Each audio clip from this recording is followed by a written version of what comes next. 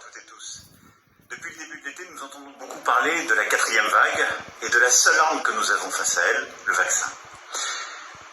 Au moment où je vous parle, il y a un peu plus de 42 millions de Françaises et de Français qui ont reçu une injection de vaccin. Et il y a un peu plus de 35 millions d'entre nous qui avons reçu les 2 doses et qui sont donc dûment vaccinés, complètement vaccinés. Je sais que pourtant, beaucoup parmi vous s'interrogent encore, ont peur. Beaucoup entendent de fausses informations, de fausses rumeurs, parfois n'importe quoi, il faut bien le dire. Alors, j'ai décidé de répondre directement à vos questions. Allez-y, posez-les-moi, et j'essaierai d'être le plus direct et le plus clair possible.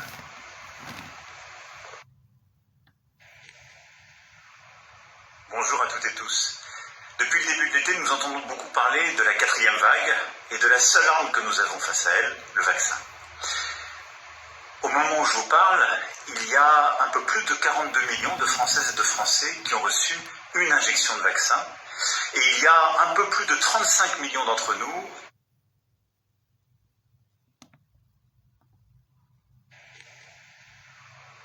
Bonjour à toutes et tous. Depuis le début de l'été, nous entendons beaucoup. Alors, première question, je suis jeune, en bonne santé. Je n'ai donc pas de raison de me vacciner parce que je ne ferai pas de forme grave du Covid. Alors, ma réponse est simple. D'abord, on n'est jamais sûr. Il y a des jeunes en bonne santé qui se sont retrouvés à l'hôpital, aux urgences.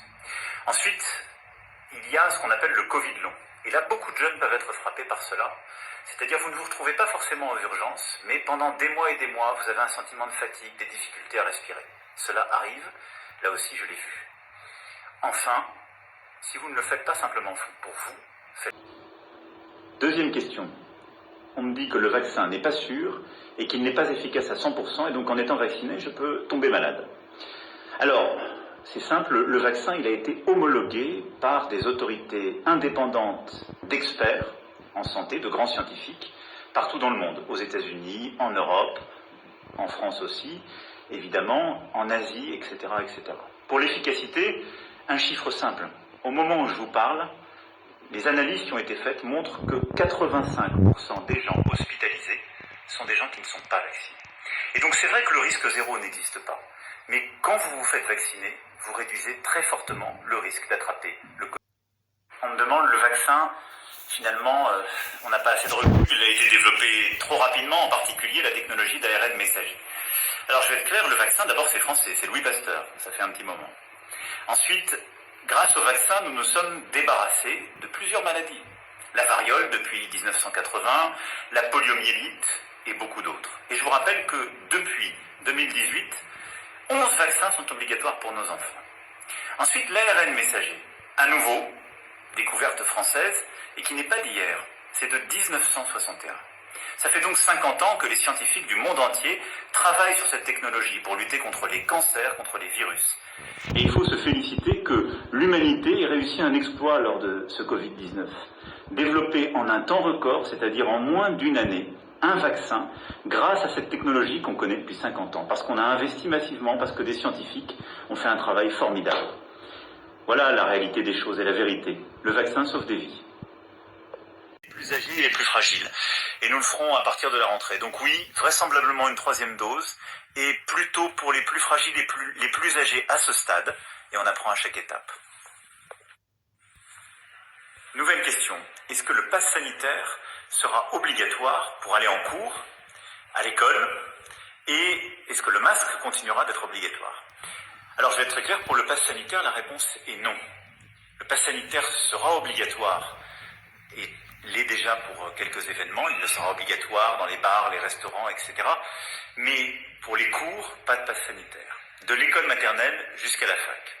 Vous savez l'importance de l'école, vous savez que nous sommes l'un des pays qui a le plus laissé ses écoles ouvertes, et donc je veux que la rentrée se passe dans les meilleures conditions possibles. Pas de pass sanitaire, donc. Par contre, on va organiser la vaccination pour toutes celles et ceux qui le veulent, pour les 12-17 ans au collège et au lycée, et puis pour les étudiants en faculté, pour les professeurs aussi.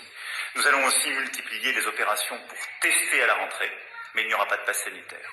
Pour le masque, le ministre de l'Éducation nationale a commencé à donner des protocoles. Je pense que dans beaucoup d'endroits, en particulier dans les salles de classe, Pendant encore un temps, il faudra porter le masque pour se protéger. 5e question, la France est le seul pays à utiliser le pass sanitaire et devient un pays liberticide.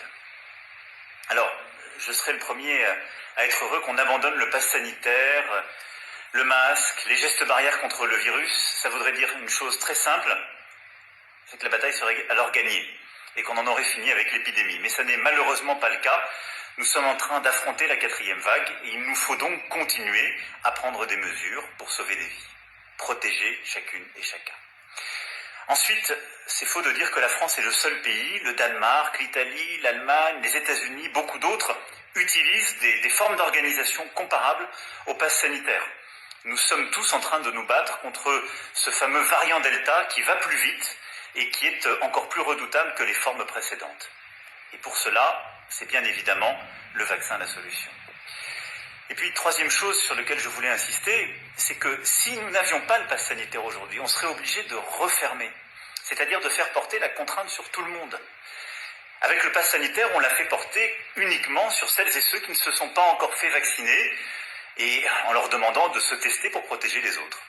C'est un exemple tout simple que je peux vous donner. Je suis aujourd'hui dans le département du Var. Le taux d'incidence est de 455.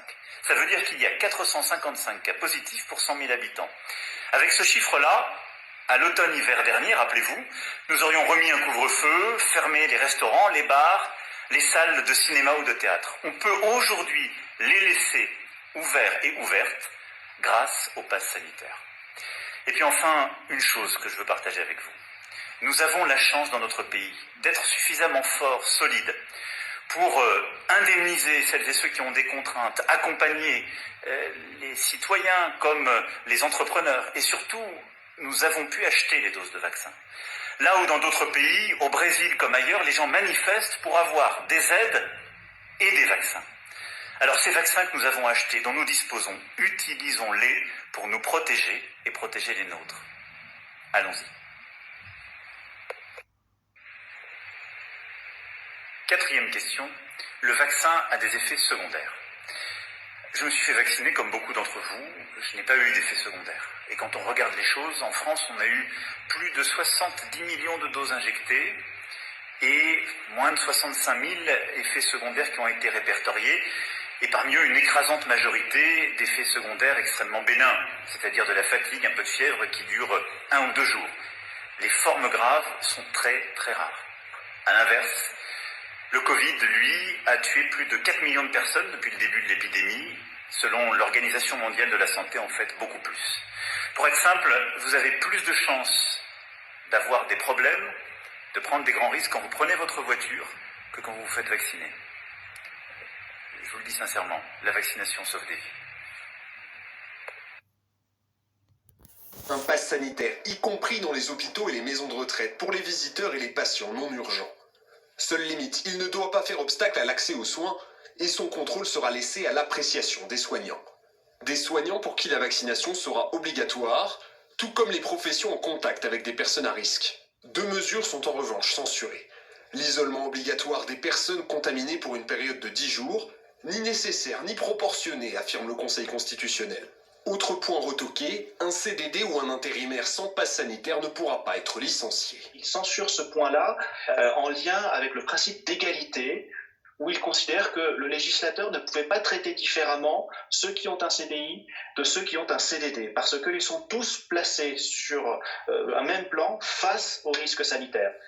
Sans passe sanitaire, le contrat sera quand même suspendu pour le travailleur. Outre ces 2 derniers points, l'ensemble du projet de loi peut désormais être promulgué.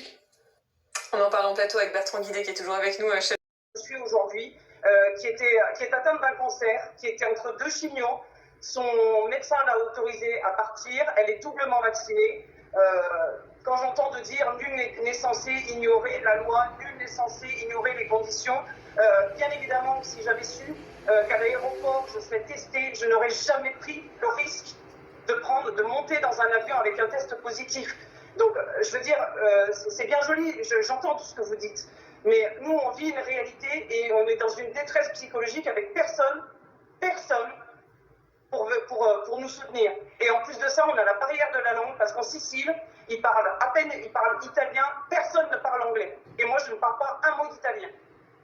On entend Donc, votre à un moment détresse. donné, je veux bien, mais il y a des limites à tout, et l'être humain est en capacité d'absorber, de supporter un certain nombre de choses, mais dans certains endroits, même en prison, on est mieux traité que là où on a pu être traité dans cet hôtel. On entend votre détresse, Mélissa Vervial. On espère avoir une réponse des autorités. On va les solliciter, bien entendu. On va continuer de suivre, bien sûr, ce qui vous arrive, parce qu'on est très choqués par cela.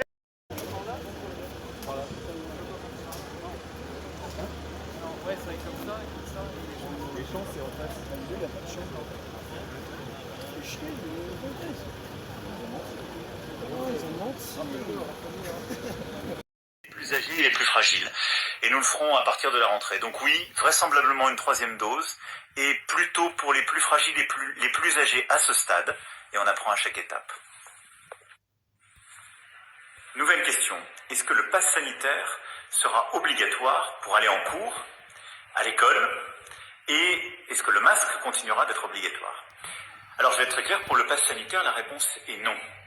Le pass sanitaire sera obligatoire, et l'est déjà pour quelques événements, il le sera obligatoire dans les bars, les restaurants, etc.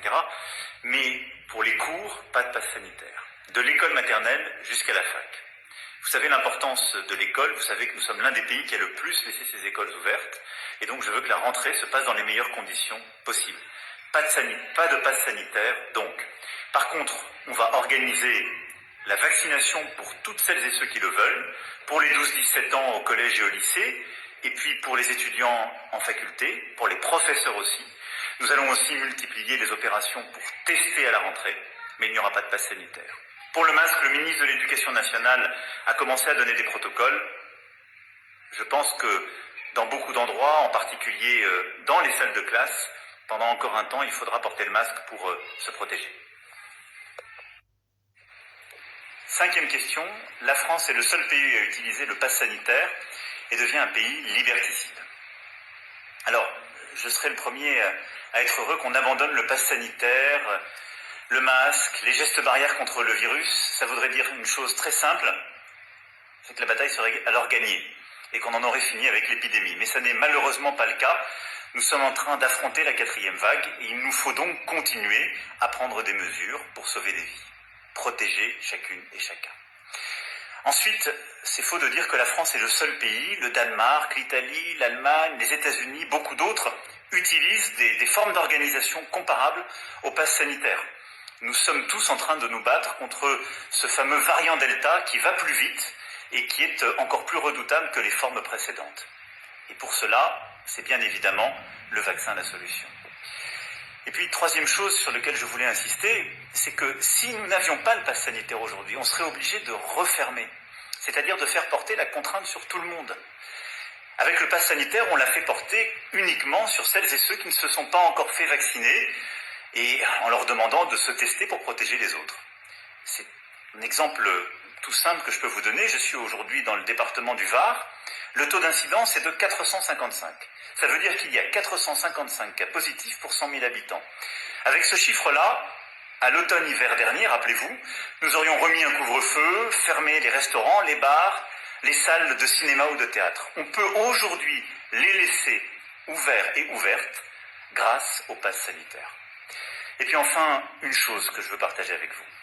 Nous avons la chance dans notre pays d'être suffisamment forts, solides, pour indemniser celles et ceux qui ont des contraintes, accompagner les citoyens comme les entrepreneurs. Et surtout, nous avons pu acheter les doses de vaccins.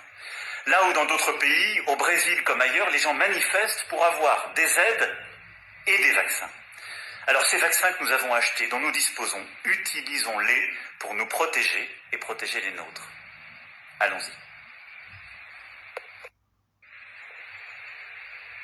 4e question, le vaccin a des effets secondaires. Je me suis fait vacciner comme beaucoup d'entre vous, je n'ai pas eu d'effets secondaires. Et quand on regarde les choses, en France, on a eu plus de 70 millions de doses injectées et moins de 65 000 effets secondaires qui ont été répertoriés.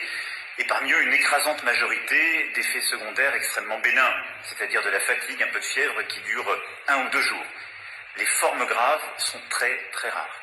À l'inverse, Le Covid, lui, a tué plus de 4 millions de personnes depuis le début de l'épidémie. Selon l'Organisation mondiale de la santé, en fait, beaucoup plus. Pour être simple, vous avez plus de chances d'avoir des problèmes, de prendre des grands risques quand vous prenez votre voiture que quand vous vous faites vacciner. Je vous le dis sincèrement, la vaccination sauve des vies.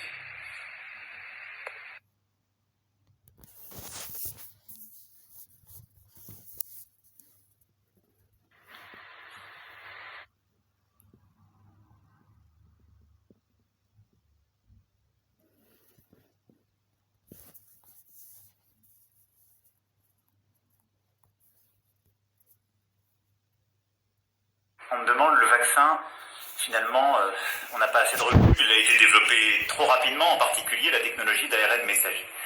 Alors je vais être clair, le vaccin d'abord c'est français, c'est Louis Pasteur, ça fait un petit moment. Ensuite, grâce au vaccin, nous nous sommes débarrassés de plusieurs maladies. La variole depuis 1980, la poliomyélite et beaucoup d'autres. Et je vous rappelle que depuis 2018, 11 vaccins sont obligatoires pour nos enfants. Ensuite, l'ARN messager, à nouveau, découverte française, et qui n'est pas d'hier, c'est de 1961. Ça fait donc 50 ans que les scientifiques du monde entier travaillent sur cette technologie pour lutter contre les cancers, contre les virus. Et il faut se féliciter que l'humanité ait réussi un exploit lors de ce Covid-19. Développer en un temps record, c'est-à-dire en moins d'une année, un vaccin grâce à cette technologie qu'on connaît depuis 50 ans. Parce qu'on a investi massivement, parce que des scientifiques ont fait un travail formidable. Voilà la réalité des choses et la vérité. Le vaccin sauve des vies. Deuxième question. On me dit que le vaccin n'est pas sûr et qu'il n'est pas efficace à 100% et donc en étant vacciné, je peux tomber malade. Alors, c'est simple, le vaccin il a été homologué par des autorités indépendantes d'experts en santé, de grands scientifiques, partout dans le monde, aux États-Unis, en Europe, en France aussi, évidemment, en Asie, etc., etc. Pour l'efficacité, un chiffre simple. Au moment où je vous parle, les analyses qui ont été faites montrent que 85% des gens hospitalisés sont des gens qui ne sont pas vaccinés. Et donc c'est vrai que le risque zéro n'existe pas. Mais quand vous vous faites vacciner, vous réduisez très fortement le risque d'attraper le Covid-19. Le vaccin sauve des vies, le virus tue. C'est simple.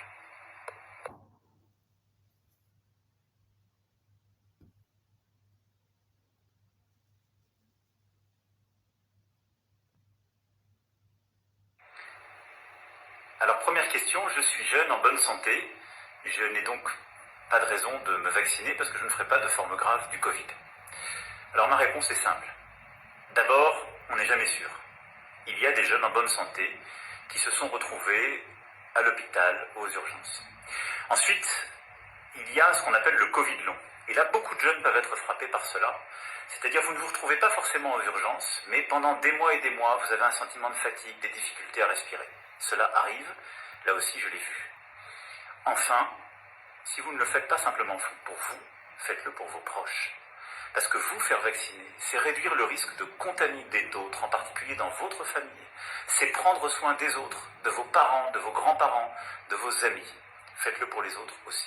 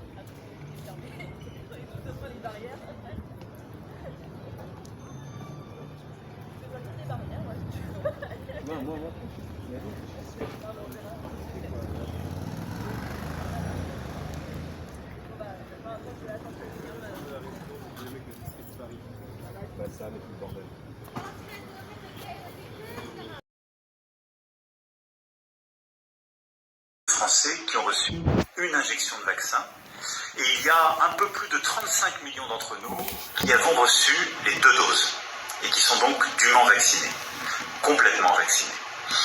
Je sais que pourtant, beaucoup parmi vous s'interrogent encore, ont peur. Beaucoup entendent de fausses informations, de fausses rumeurs, parfois n'importe quoi, il faut bien le dire. Alors, j'ai décidé de répondre directement à vos questions. Allez-y, posez-les-moi, et j'essaierai d'être le plus direct et le plus clair possible.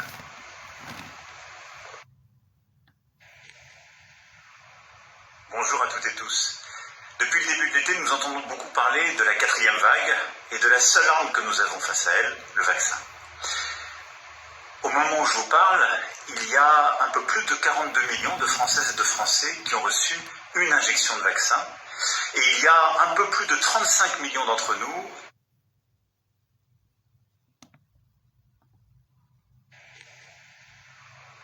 Bonjour à toutes et tous.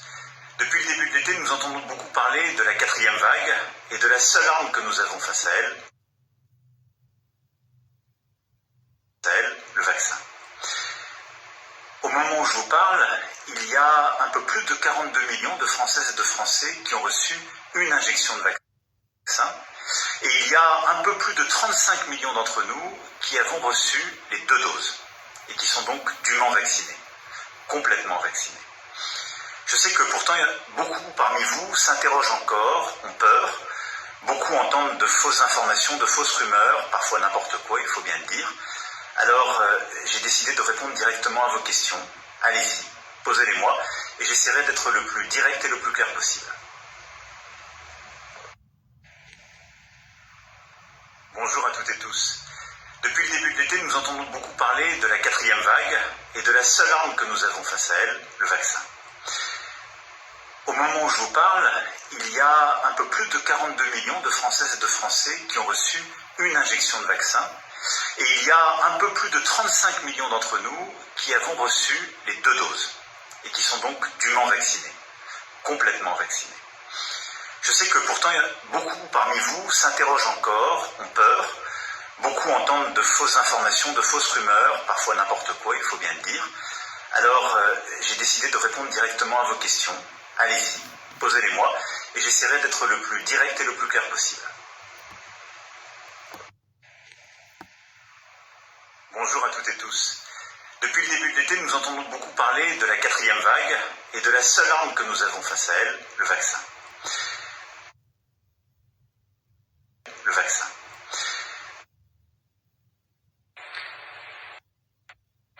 Alors, première question, je suis jeune, en bonne santé. Je n'ai donc pas de raison de me vacciner parce que je ne ferai pas de forme grave du Covid. Alors, ma réponse est simple. D'abord, on n'est jamais sûr. Il y a des jeunes en bonne santé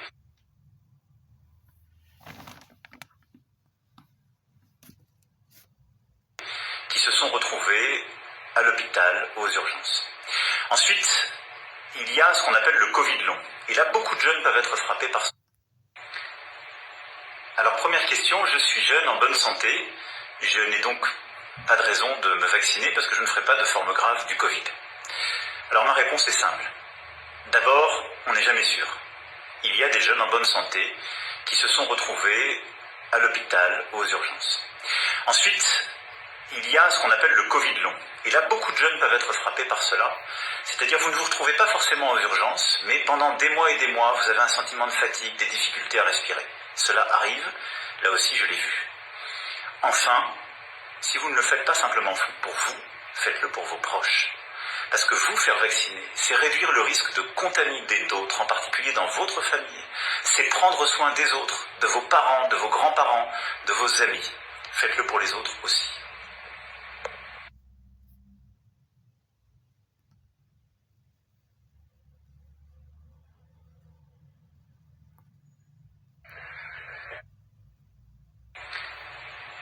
Alors, première question, je suis jeune, en bonne santé. Deuxième question.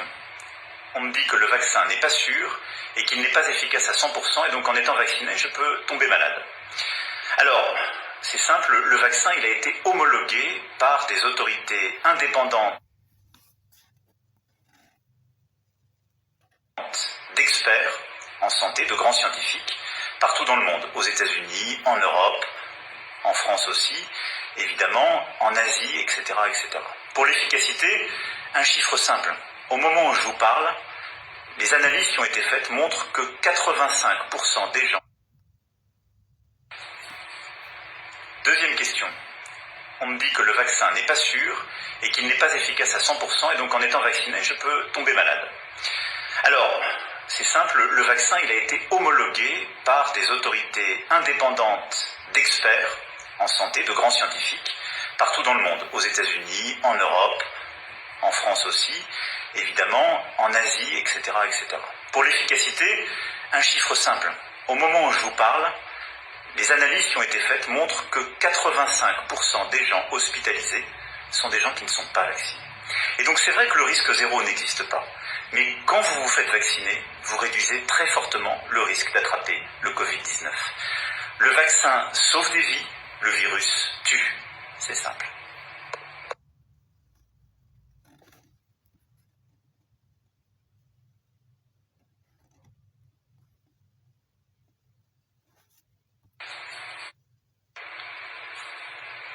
Troisième question. On me demande le vaccin, finalement, on n'a pas assez de recul, il a été développé trop rapidement. Troisième question. On me demande le vaccin, finalement, on n'a pas assez de recul, il a été développé trop rapidement, en particulier la technologie d'ARN messager. Alors je vais être clair, le vaccin, d'abord c'est français, c'est Louis Pasteur, ça fait un petit moment. Ensuite, grâce au vaccin, nous nous sommes débarrassés de plusieurs maladies. La variole depuis 1980, la poliomyélite et beaucoup d'autres. Et je vous rappelle que depuis 2018, 11 vaccins sont obligatoires pour nos enfants. Ensuite, l'ARN messager, à nouveau, découverte française, et qui n'est pas d'hier, c'est de 1961. Ça fait donc 50 ans que les scientifiques du monde entier travaillent sur cette technologie pour lutter contre les cancers, contre les virus. Et il faut se féliciter que l'humanité ait réussi un exploit lors de ce Covid-19. Développer en un temps record, c'est-à-dire en moins d'une année, un vaccin grâce à cette technologie qu'on connaît depuis 50 ans. Parce qu'on a investi massivement, parce que des scientifiques ont fait un travail formidable. Voilà la réalité des choses et la vérité. Le vaccin sauve des vies. Troisième question. On me demande le vaccin, finalement, on n'a pas assez de recul, il a été développé trop rapidement, en particulier la technologie d'ARN messager. Alors je vais être clair, le vaccin, d'abord c'est français, c'est Louis Pasteur, ça fait un petit moment. Ensuite, grâce au vaccin, nous nous sommes débarrassés de plusieurs maladies. La variole depuis 1980, la poliomyélite et beaucoup d'autres. Et je vous rappelle que depuis 2018, 11 vaccins sont obligatoires pour nos enfants.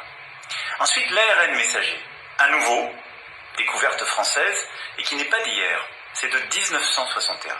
Ça fait donc 50 ans que les scientifiques du monde entier travaillent sur cette technologie pour lutter contre les cancers, contre les virus. Et il faut se féliciter que l'humanité ait réussi un exploit lors de ce Covid-19.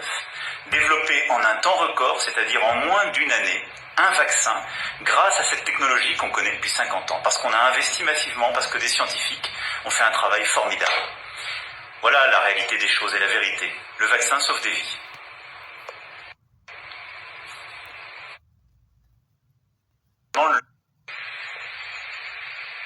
Quatrième question.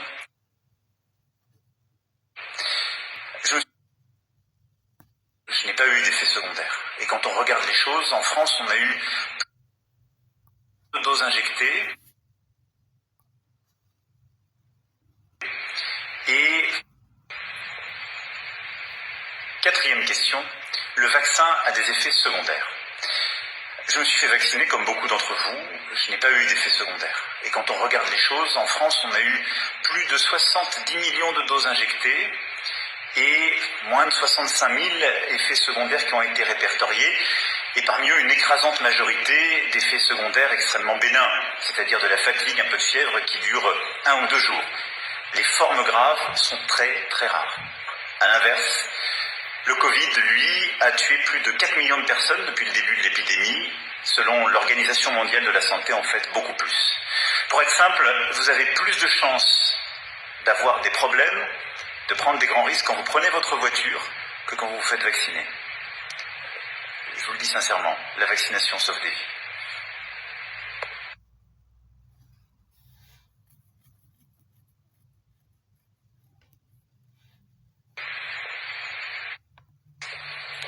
Cinquième question. La France est le seul pays à utiliser le pass sanitaire et devient un pays liberticide. Alors, je serai le premier à être heureux qu'on abandonne le pass sanitaire, le masque, les gestes barrières contre le virus. Ça voudrait dire une chose très simple, c'est que la bataille serait alors gagnée et qu'on en aurait fini avec l'épidémie. Mais ça n'est malheureusement pas le cas. Nous sommes en train d'affronter la 4e vague et il nous faut donc continuer à prendre des mesures pour sauver des vies, protéger chacune et chacun. Ensuite, c'est faux de dire que la France est le seul pays. Le Danemark, l'Italie, l'Allemagne, les États-Unis, beaucoup d'autres utilisent des formes d'organisation comparables au pass sanitaire. Nous sommes tous en train de nous battre contre ce fameux variant Delta qui va plus vite et qui est encore plus redoutable que les formes précédentes. Et pour cela, c'est bien évidemment le vaccin la solution.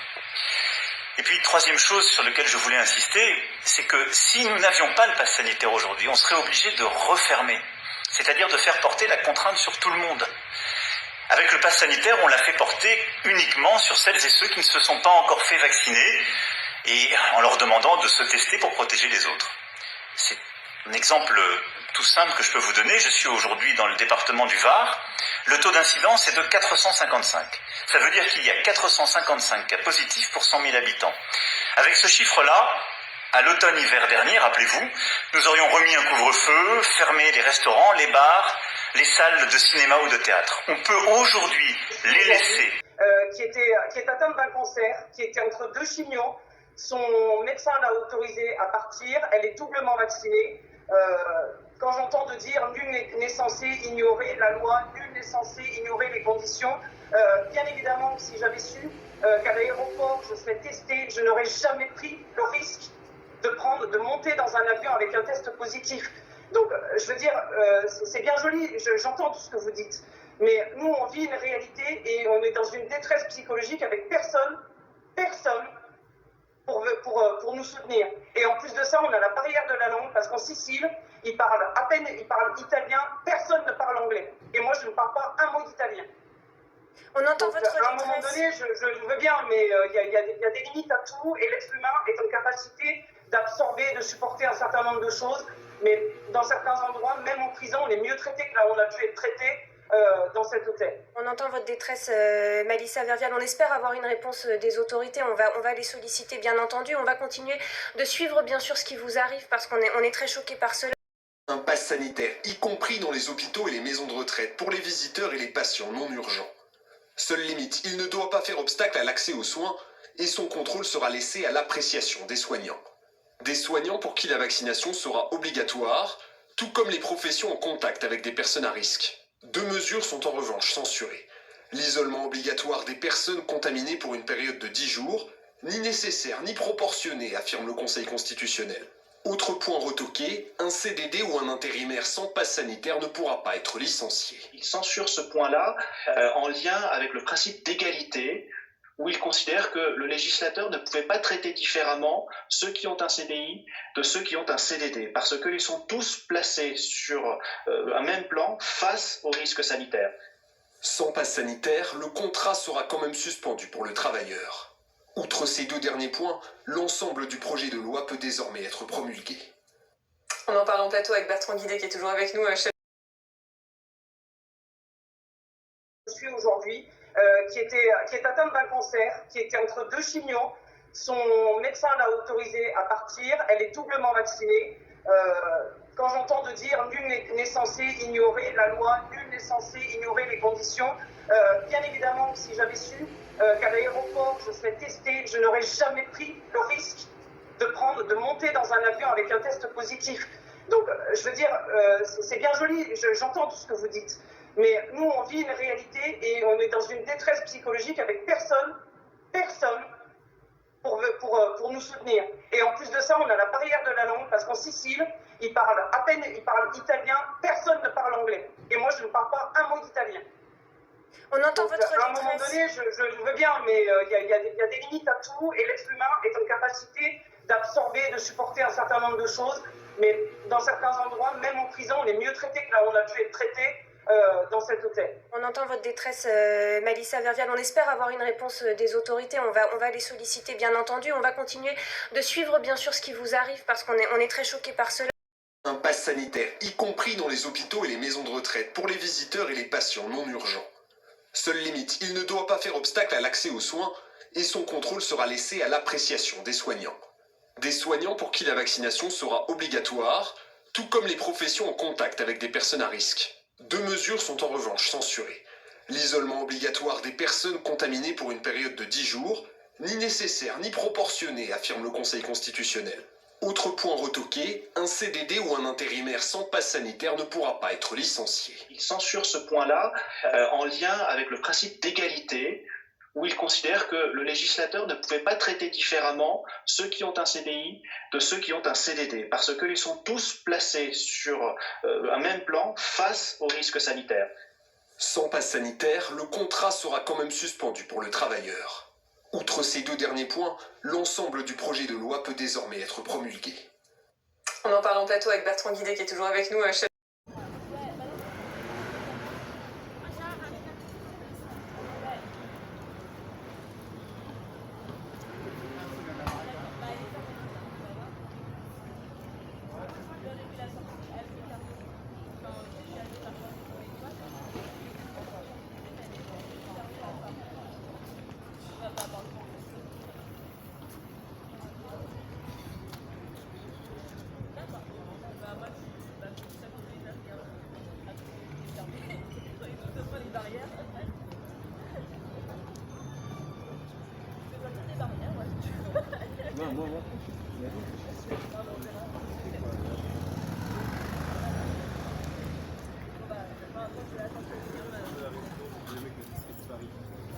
Ça avec le bordel.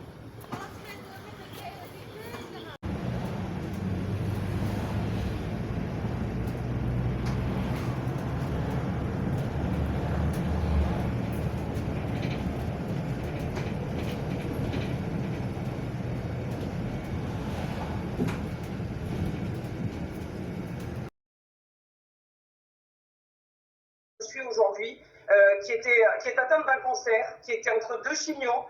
Son médecin l'a autorisée à partir, elle est doublement vaccinée. Quand j'entends de dire nul n'est censé ignorer la loi, nul n'est censé ignorer les conditions, bien évidemment, si j'avais su qu'à l'aéroport je serais testée, je n'aurais jamais pris le risque de monter dans un avion avec un test positif. Donc, je veux dire, c'est bien joli, j'entends tout ce que vous dites. Mais nous, on vit une réalité et on est dans une détresse psychologique avec personne pour nous soutenir. Et en plus de ça, on a la barrière de la langue parce qu'en Sicile, ils parlent italien, personne ne parle anglais. Et moi, je ne parle pas un mot d'italien. On entend Donc, votre détresse. à un moment donné, je veux bien, mais il y a des limites à tout et l'être humain est en capacité d'absorber, de supporter un certain nombre de choses. Mais dans certains endroits, même en prison, on est mieux traité que là où on a pu être traité. Dans cet hôtel. On entend votre détresse, Mélissa Vervial. On espère avoir une réponse des autorités. On va les solliciter, bien entendu. On va continuer de suivre, bien sûr, ce qui vous arrive parce qu'on est très choqués par cela.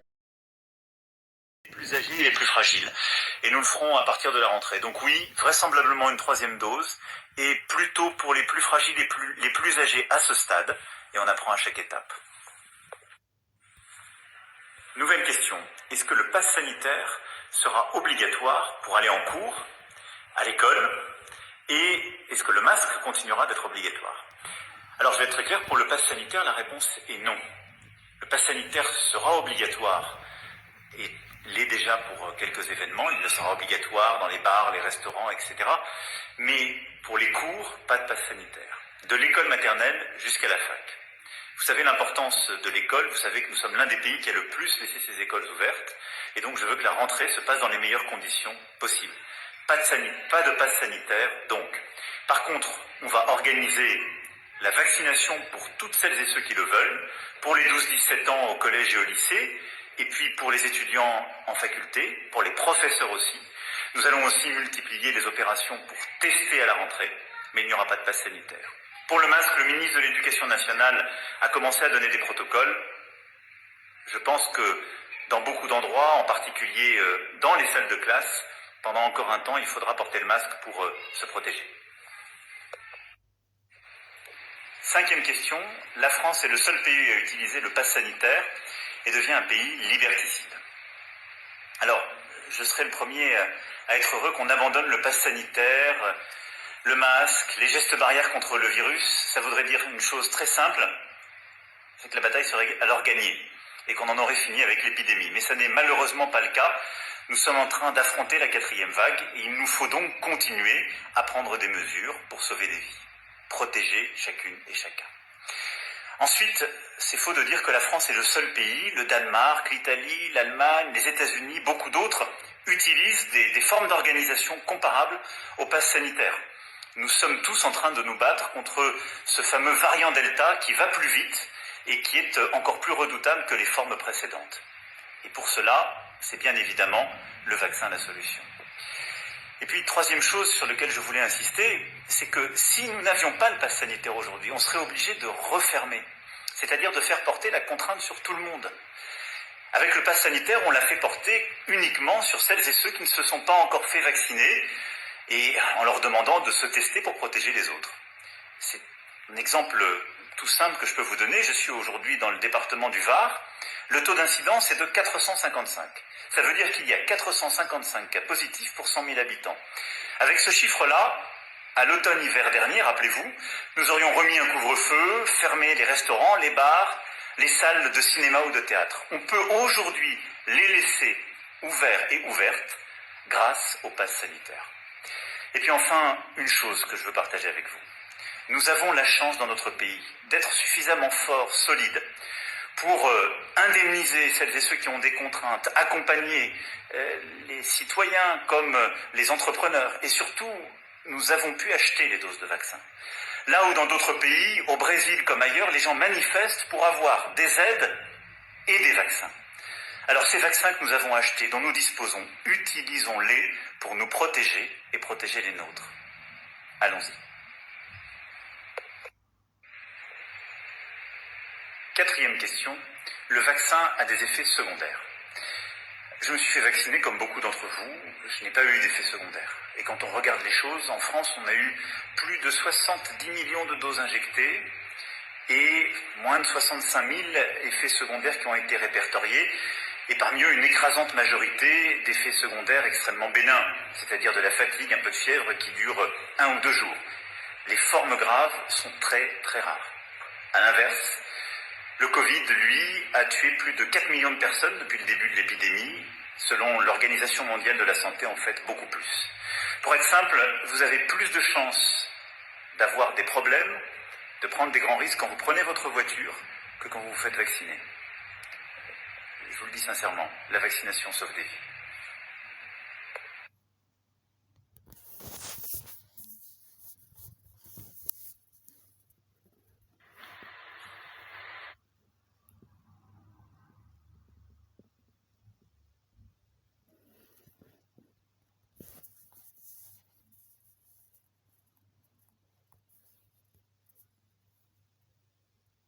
On me demande le vaccin, finalement, on n'a pas assez de recul, il a été développé trop rapidement, en particulier la technologie d'ARN messager.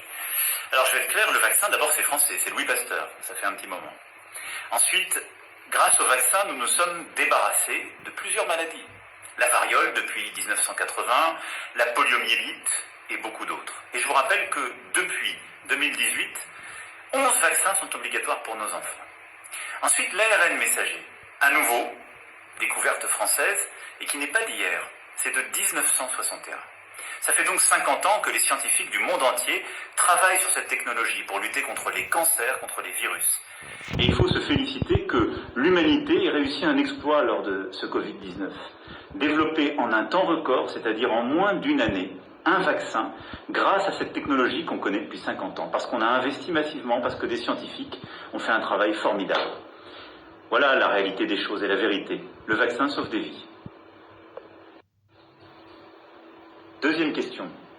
On me dit que le vaccin n'est pas sûr et qu'il n'est pas efficace à 100% et donc en étant vacciné, je peux tomber malade.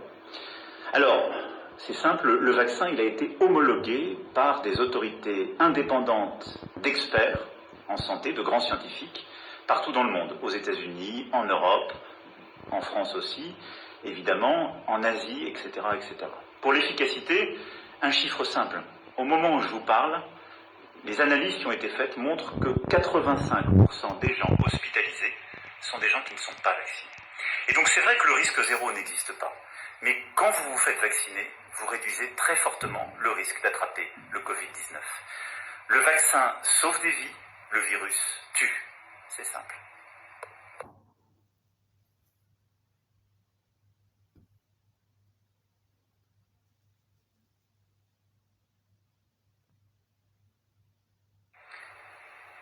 Alors première question, je suis jeune, en bonne santé. Je n'ai donc pas de raison de me vacciner parce que je ne ferai pas de forme grave du Covid. Alors ma réponse est simple. D'abord, on n'est jamais sûr. Il y a des jeunes en bonne santé qui se sont retrouvés à l'hôpital, aux urgences. Ensuite, il y a ce qu'on appelle le Covid long. Et là, beaucoup de jeunes peuvent être frappés par cela. C'est-à-dire, vous ne vous retrouvez pas forcément aux urgences, mais pendant des mois et des mois, vous avez un sentiment de fatigue, des difficultés à respirer. Cela arrive, là aussi je l'ai vu. Enfin, si vous ne le faites pas simplement pour vous, faites-le pour vos proches. Parce que vous faire vacciner, c'est réduire le risque de contaminer d'autres, en particulier dans votre famille. C'est prendre soin des autres, de vos parents, de vos grands-parents, de vos amis. Oh, Michel Mangoro!